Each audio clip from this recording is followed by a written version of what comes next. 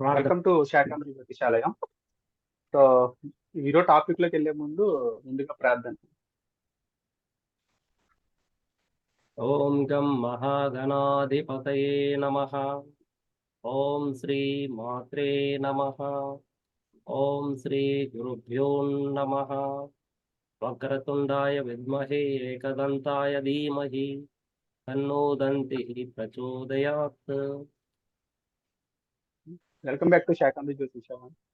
So మనం ఏంటంటే ఈ రోజుతో 2023 ఎండింగ్ వచ్చాం. సో ఆంగ్ల సంవత్సరాల ప్రకారం రేపు 2024 స్టార్ట్ అవుతుంది. సో మనం మామూలుగా ఏంటంటే ప్రిడిక్షన్స్, ఇయర్లీ ప్రిడిక్షన్స్ చూసుకునేటప్పుడు ఎలా చూస్తా అంటే ఉగాది నుంచి ఉగాది చూసుకుంటాం.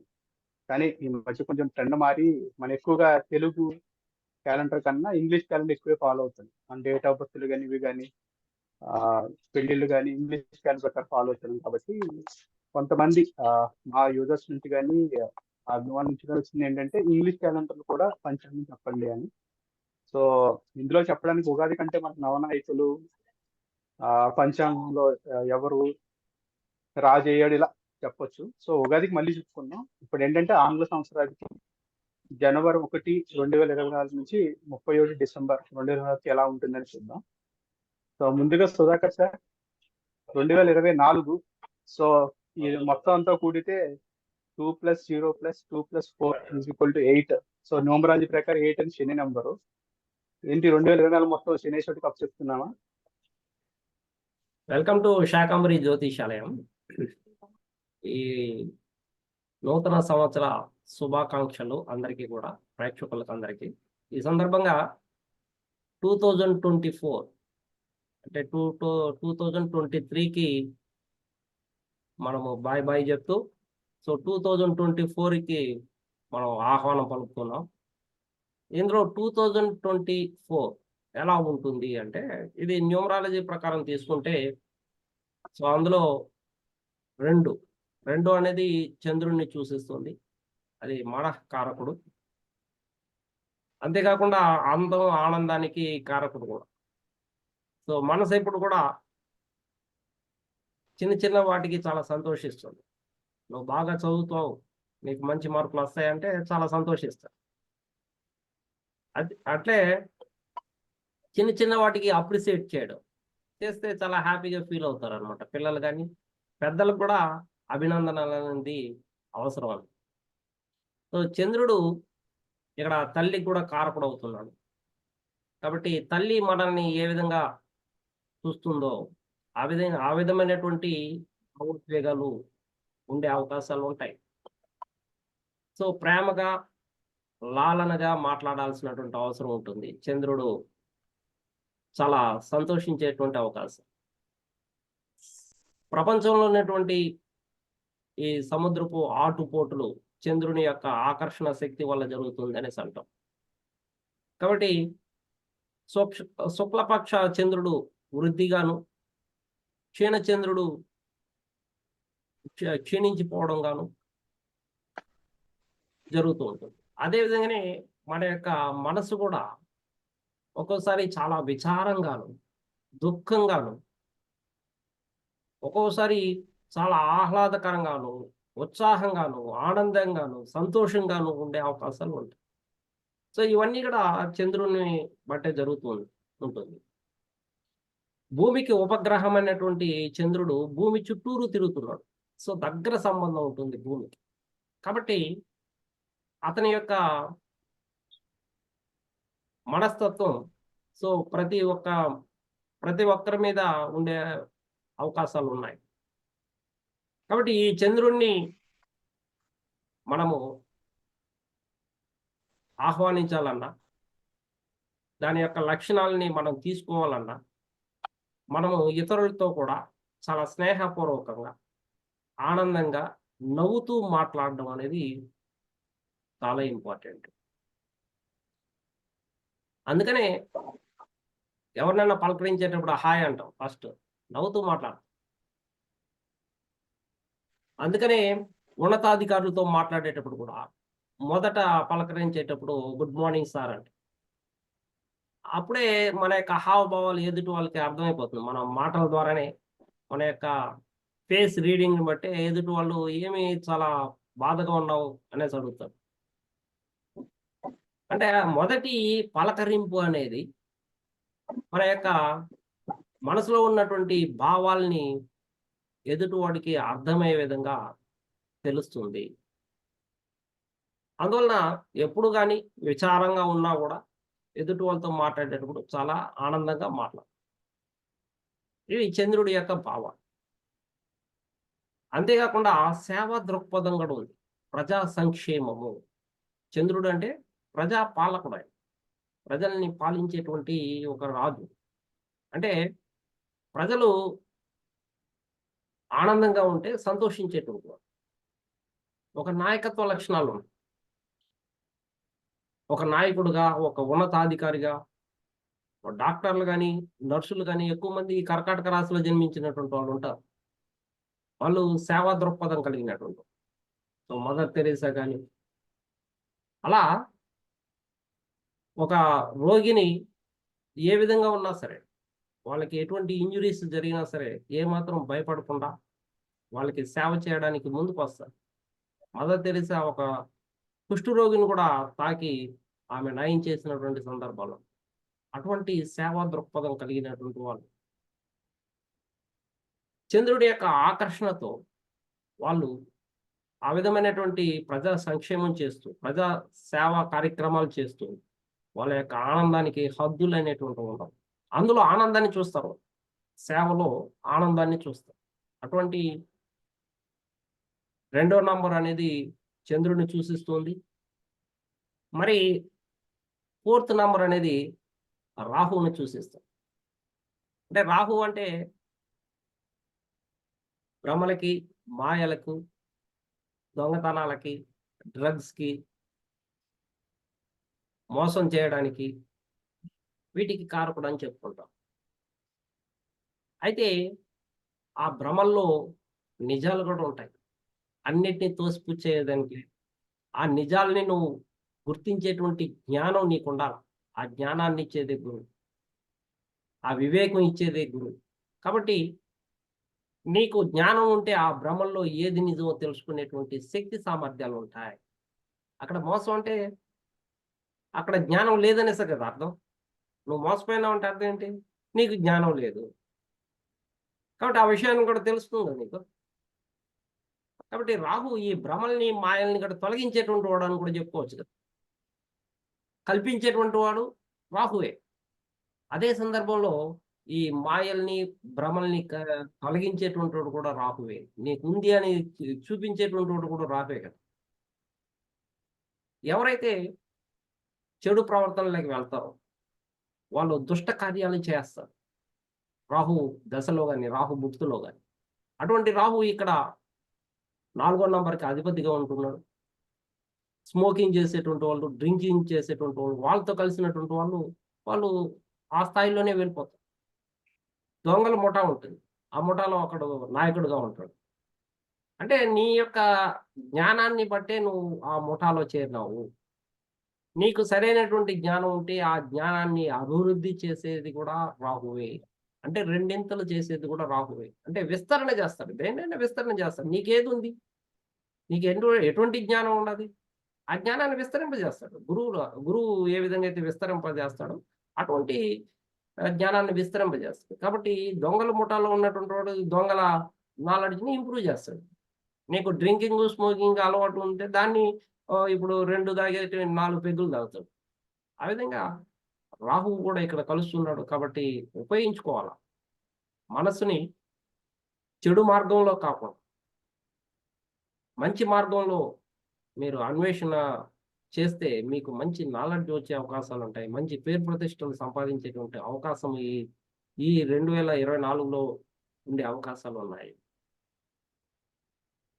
సో, ధైర్యాన్నిస్తాడు. పొగరునిస్తాడు. ముందుకు దూసుకుపోయేటువంటి తత్వాన్నిస్తాడు రాహు. కాబట్టి ఇది రాజకీయ నాయకులకు గాని, సో అధికారాన్ని సంపాదించడానికి గాని, ఒక పవర్ పొజిషన్ రావడానికి గాని, ఇక్కడ రాహువు నిన్ను ముందుకు నెట్టుతాడు. కాబట్టి నీ సరైనటువంటి జ్ఞానాన్ని గురువును ఉపయోగించుకొని మార్గాన్ని నువ్వు నిర్దేశించుకోవాల్సినటువంటి అవసరం ఈ 2024లో ఉంది అనేది తెలియజేస్తుంది. అట్లే మనము ఈ 2024ని గాని కూడితే మనకొచ్చేటువంటి నంబరు 8 అవుతుంది. అంటే టోటల్‌గా శని భగవానుడు అంటే 8 నంబరొచ్చి శని భగవానుడు. టోటల్‌గా శని పరిపాలిస్తాడు. ఆడ చంద్రుడిని, ఇక్కడ రాహువుని శని పరిపాలించడం జరుగుతుంది. అంటే శని అంటే అందరికి భయం. శని అంటే గబగబా ఏమి పరిహారాలు చేసుకోవాలి చెప్పండి గురువుగారు అంటారు. సో, గురువులు చెప్తారు ఏమని? నవగ్రహాలు చుట్టండి, శనేశ్వరుడికి తైలాభిషేకం చేయండి, నువ్వులు పెట్టండి, బెల్లం పెట్టండి, తిరిగి చూడకుండా వచ్చేసేయండి. ఈ పరిహారం. కానీ శని అలా కోరుకోడు. ఆయన 90 years old military commander in chief. 90 సంవత్సరాలు కలిగినటువంటి ఒక మిలిటరీ మ్యాన్ ఎలా ఉంటాడు? ఆయన కింద నేర్చుకునేటువంటి వాళ్ళు అద్భుతమైనటువంటి ట్రైనర్స్‌గా మారుస్తారు. అసలు. ఇంకా అతని దగ్గర నేర్చుకుంటే ఇంకెక్కడ ఇంకెవరి దగ్గరికి వెళ్ళాల్సినటువంటి అవసరం లే. కఠినమైనటువంటి పాఠాలు నేర్పిస్తాడు. కఠినమైనటువంటి ట్రైనింగ్ ఇస్తాడు. అంతే. ఇంకా శని భగవానుడికి మించి వేరే గ్రహం ఇస్తుంది అటువంటి ట్రైనింగ్ అంటే ఇది నమ్మలేం మనం. అటువంటి ట్రైనర్ ఆయన. కాబట్టి నేను తప్పించుకుంటాను, పరిహారాలు చేస్తాను అంటే కుదరదు. నువ్వు అందులోకి వెళ్ళాలా. ఆ సమస్యలోకి వెళ్ళాలా. ఆ సమస్య దగ్గరికి వెళ్ళాలి కనీసం. సమస్యకి దూరంగానే ఉంటారు వీళ్ళు. శని అంటే ఏంటి? ఆలస్యము. దానికి భయపడతారు. విజయాలు ఇచ్చే దాంట్లో ఆలస్యం చేస్తాడు. అది ఎందుకు చేస్తాడు అనేది అర్థమైతే శనికి పరిహారం చేయాలా చేయకూడదో తెలుస్తుంది. ఇక్కడ క్రమశిక్షణ, సత్యం. క్రమశిక్షణలో ఏముంటుంది? సత్యం ఉంటుంది. ఒక క్రమశిక్షణ కలిగినటువంటి జీవితాన్ని మనం అవలంబించాలంటే మనం సత్యాన్ని అన్వేషిస్తే గాని క్రమశిక్షణ కలిగినటువంటి జీవితాన్ని మనం అవలంబించలేం. అంత ఈజీ కాదు. సో, శని గ్రహం యొక్క అనుకూలత ఉన్నటువంటి వాళ్ళు చాలామంది ఎలా ఉంటారంటే మంద గ్రహం అంటారు దీన్ని. మందేశ్వరుడు అని కూడా అంటారు.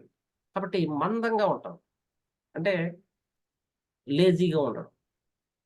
10 మందిలో ఏదో సంకుచిత స్వభావం కలిగి ఉండడం. నేను వాళ్ళకన్నా తక్కువ అనేటువంటి భావం కలిగి ఉండడం. అందరూ హ్యాపీగా ఉంటే ఇతను మాత్రం కొంచెం దూరంగా ఉండడం. వాళ్ళలాగా నేను లేనేమో అని, వాళ్ళలాగా నేను డ్రెస్ ఏసుకోలేదే, వాళ్ళలాగా నేను మాట్లాడలేనేమో అని ఏదో లోపల భయము అనేటువంటిది వీళ్ళలో మనం ప్రత్యేకంగా చూడొచ్చు.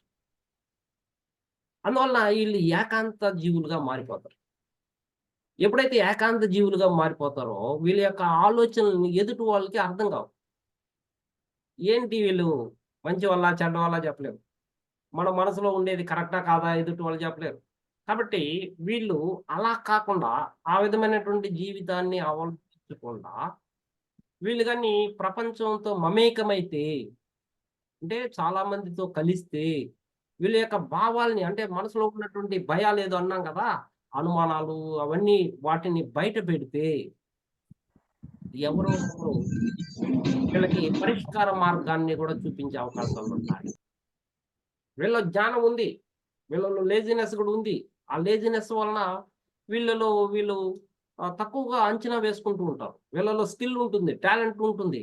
కానీ వీళ్ళు మనసులో ఉన్నటువంటిది బయట పెట్టకపోవడం వల్ల, చాలా మందికి చెప్పకపోవడం వల్ల, సరైనటువంటి ఆహ్, పరిష్కారాన్ని లేదా ఆ జవాబుని తీసుకోలేకుండా పోతారు. అందువలన వీళ్ళు ఎక్కడా గాని ముందుకు రాలేరు. అయితే ముందుకు వస్తే వీళ్ళకి ఇవ్వాల్సినటువంటి ట్రైనింగ్ అంతా రెడీగా శని ఇచ్చేదానికి సిద్ధంగా ఉంటారు. ఎటువంటి ట్రైనింగు? జీవితంలో ఏ సమస్య వచ్చినా నువ్వు సాధించేటువంటి ఒక ట్రైనింగ్. సాధిస్తావు. విజయమే. ఆలస్యం అవ్వచ్చు. కానీ విజయం అనేది తథ్యం. ఆ క్రమశిక్షణతో నువ్వు విజయం కోసం పరితపిస్తే ఖచ్చితంగా దాన్ని ఇస్తాడు. ఎలా ఇస్తాడు? నీకు జ్ఞానాన్ని ఇచ్చి, దాని మీద ప్రాక్టీస్ ఇచ్చి, ప్రాక్టీస్ మేక్స్ మ్యాన్ పర్ఫెక్ట్ అని. సో, అది శని భగవానుడే. కాబట్టి ఆ ప్రాక్టీస్ చేస్తా పోతా ఉంటే చిన్న చిన్న తప్పులు గూడా నీకు తెలుస్తూ ఉంటాయి. నెక్స్ట్ చేసేటువంటి తప్పులు నువ్వు చేయకుండా పర్ఫెక్షన్ ఇచ్చేటువంటి శని భగవానుడు. కాబట్టి అటువంటి ట్రైనింగ్ ఇచ్చేటప్పుడు నేను పరిహారాలు చేస్తాను అంటే ఎలా? దేవుడిని నమస్కరించాలా, దేవుడిని పూజించాలా, కాదని చెప్పడంలా. కానీ నువ్వు తెల్లవారితో లేవు, సూర్యోదయానికి ముందు లేవు, 10 గంటలకు లేస్తావు, పోయి నవగ్రహాలు చుట్టుకొని స్వామి చెప్పినాడనేసి ఇవన్నీ చేసుకుంటావంటే మరి నీ జీవితాన్ని ఎవరు మార్చాలా? నీ జీవితాన్ని మార్చడానికి శని దశ వచ్చింది. నీ జీవితాన్ని మార్చడానికి ఏలినాటి శని వచ్చింది. నీ జీవితాన్ని మార్చడానికి అష్టమ శని వచ్చింది. నీ జీవితాన్ని మార్చడానికి అర్ధాష్టమ శని వచ్చింది. నువ్వు తప్పించుకుంటానంటే ఎలా? కాబట్టి ఆ సమస్యల దగ్గరికెళ్ళు. ఆ సమస్యల దగ్గర నువ్వు నిజాన్ని ఒప్పుకో. నీ సమస్య తీరిపోతుంది. అలా కాకుండా అక్కడ అబద్ధం చెప్పాలనిపిస్తుంది. అక్కడ క్రమశిక్షణ లోపించింది. అంటే ఆ 10 మందిలో ఇది చెప్తే నన్ను నవ్వుతారేమో అని అనుకుంటావు. అందువలన నువ్వు వెనక్కి వెళ్తూ ఉంటావు. అపజయాలను చూస్తూ ఉంటావు. విజయాన్ని చూడలేకపోతావు. కాబట్టి దాన్ని రెక్టిఫై చేసుకుంటే ఎంత తొందరగా అంత గొప్పవాడవుతావు. అటువంటి సంవత్సరమే ఈ సంవత్సరం. కాబట్టి ఇక్కడ చంద్రుడు వస్తున్నాడు, రాహు వస్తున్నాడు, శని భగవానుడు వస్తున్నాడు. కాబట్టి ఏ స్థాయిలో వెళ్ళాలనుకున్నా నువ్వు నిజాన్ని నిర్భయంగా చెప్పగలగాలి. క్రమశిక్షణగా ఉండాలి. సో, ఇంతకుముందు పాతవి అంటే ఎంతో కాలంగా ఉన్నటువంటి కలలు నెరవేర్చేటువంటి సమయం కూడా ఈ సంవత్సరమే. కాబట్టి ఎంతో రూల్స్ అండ్ రెగ్యులేషన్స్ రాబోతున్నాయి 2024లో.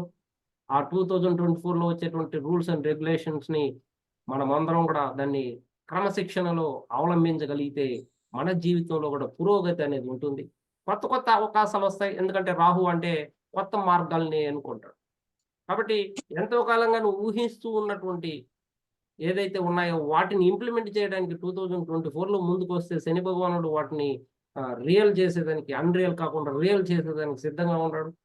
కాబట్టి రాహువు కూడా ఇక్కడ కంట్రోల్‌లో ఉండే అవకాశాలుంటాయి. చంద్రుడు కంట్రోల్‌లో ఉండే అవకాశాలుంటాయి. ఎందుకంటే శని భగవానుడు యొక్క పరిపాలనలో వీళ్ళందరూ కూడా భాగమవుతున్నారు. కాబట్టి ఎవరు ఓవర్ ఇమాజినేషన్, ఓవర్ థింకింగ్ అనేది రాహు ఇచ్చినా కూడా దానికి బ్రేకులు వేసి దాన్ని సరైనటువంటి పర్ఫెక్షన్ ఇచ్చే విధంగా శని భగవానుడు ఇచ్చే అవకాశాలు ఈ 2024లో ఉండే అవకాశాలుంటాయి. Peddiraju sir. Over to Peddiraju sir.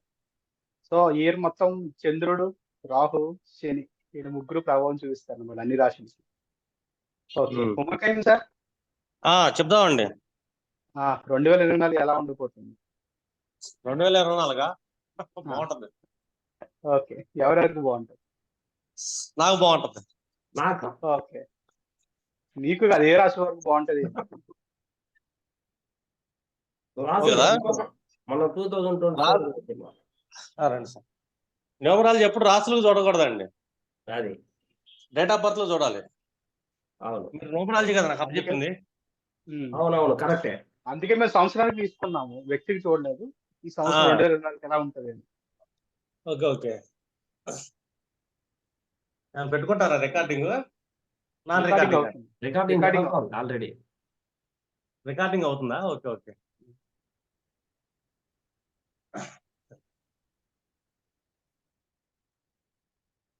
చాలా తొందరగా కట్ చేస్తానండి, నా క్లయింట్స్ వచ్చారు. 2 minutes లో ఫినిష్ చేస్తాను. Okay sir. మనకి ఎప్పుడైనా సరే న్యూమరాలజీ ఏంటంటే కొన్ని క్యాలిక్యులేషన్స్ ఉంటాయి. ఫస్ట్ ఏంటంటే వీళ్ళు మాస సంఖ్య ఎలాగుందో తెలుసుకోవాలి, అండ్ వీళ్ళ సంవత్సర సంఖ్య ఎలాగ ఉంటుందని చెప్పి మనం తెలుసుకోవాలి. ఇప్పుడు వాళ్ళ సంవత్సర సంఖ్యని తెలుసుకునే విధానంలో ఏంటంటే వీళ్ళ ఈ ఇయర్ మొత్తం ఏ ఈవెంట్స్ జరుగుతాయి లైఫ్ లో అని చెప్పి మనం చెప్పొచ్చు. అర్థమైందండి? ఇప్పుడు సమ్ తీసుకున్నాం, ఇది 2024 అనుకోండి. ఈ 2024 అంటే మనకు ఆల్మోస్ట్ 2 + 2 + 4 8 వస్తుంది కదా. అంటే శని ఆధిపత్యం తీసుకుంటుంది. ఈ శని ఆధిపత్యంలో మనం చూసుకుంటే గనక ఓవరాల్ వ్యూలో చూసుకుంటే టోటల్ సొసైటీ తీసుకుంటే గనక ఈ కర్మ ఆధిపత్యం బలంగా ఉంటుంది శనిది. కర్మే కాదు, వాళ్ళ లైఫ్ లో చాలా మంది ఏంటంటే వాళ్ళ గోల్స్ ని అచీవ్ చేస్తుంటారు. శని అనగానే భయపడకూడదు. అతను రిజల్ట్ లాట్ 11వ భావాన్ని ఇస్తుంటాడు, మనకి లాభాలను ఇస్తుంటాడు, ఫైనాన్షియల్ స్టెబిలిటీని ఇస్తుంటాడు. ఇదంతా శని ఆధిపత్యం తీసుకున్నాం. ఇప్పుడు ఇన్ కేసు ఒక పర్సన్ డేట్ ఆఫ్ బర్త్ తీసుకున్నాం అనుకోండి. ఇప్పుడు నాది ఎగ్జాంపుల్ చెప్తాను. మీరు అట్లాగా వాళ్ళ ఇయర్ సంఖ్యను తీయొచ్చు మీరు, సంవత్సర సంఖ్య ఏంటని. ఇప్పుడు నాది జూన్ 3 అనుకోండి. ఈ జూన్ 3 ఏదైతే ఉందో నాది, నా మాసము అండ్ డేటు ఈ రెండు కలిపి ఈ సంవత్సరాన్ని యాడ్ చేస్తాను నేను. 3, 6, 9 అయింది. అలాగే ఇది 8, 1 అయింది. కాబట్టి టోటల్ మళ్ళీ 17 అయింది.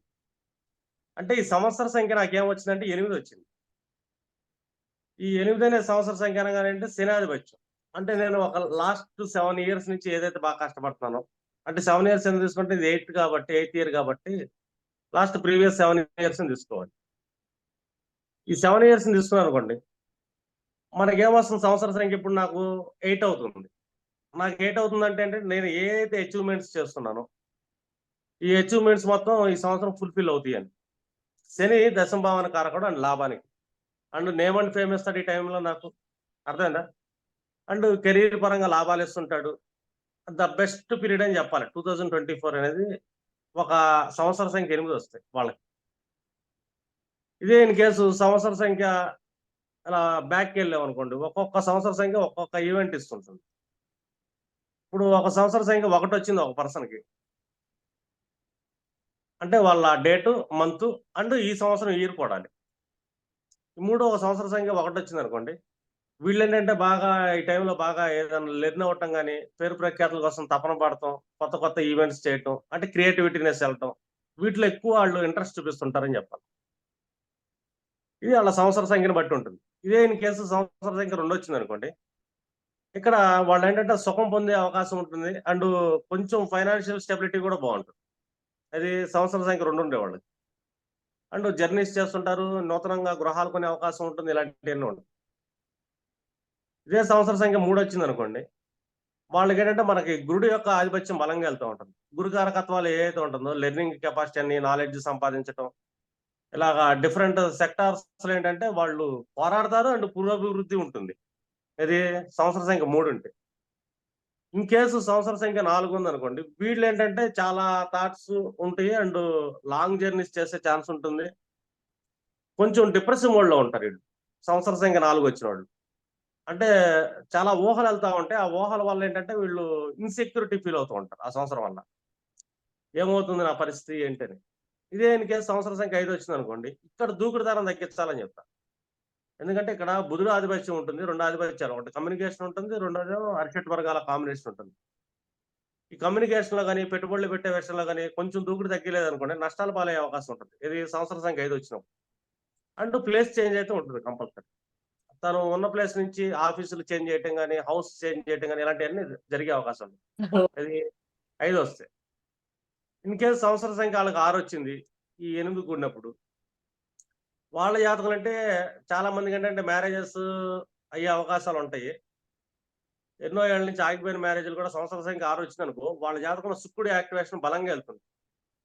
అంటే గృహాలు కొనటం గానీ, కళల వైపు వెళ్తాం గానీ, అండ్ ఇంట్లో శుభకార్యాలు జరగటం, మ్యారేజెస్ జరగటం, ఇలాంటివన్నీ జరుగుతాయి. ఇదే సంవత్సర సంఖ్య 7 వచ్చింది అనుకోండి వాళ్ళ జాతకంలో, వీళ్ళు ఏంటంటే కొంచెం డిస్ట్రాక్ట్ మోడ్ ఉంటుంది. ఫ్యామిలీకి దూరం అవటం, ఫ్యామిలీలో డిస్టర్బెన్సెస్ రావటం, ఇలాంటి అవకాశాలన్నీ ఉంటాయి. ఇంకా ఆల్రెడీ 8 గురించి చెప్పాను మీకు. అంటే ఇన్నేళ్ల పడ్డ శ్రమ ఏదైతే ఉంటుందో దాని మీద గ్రోత్ ఉంటుంది.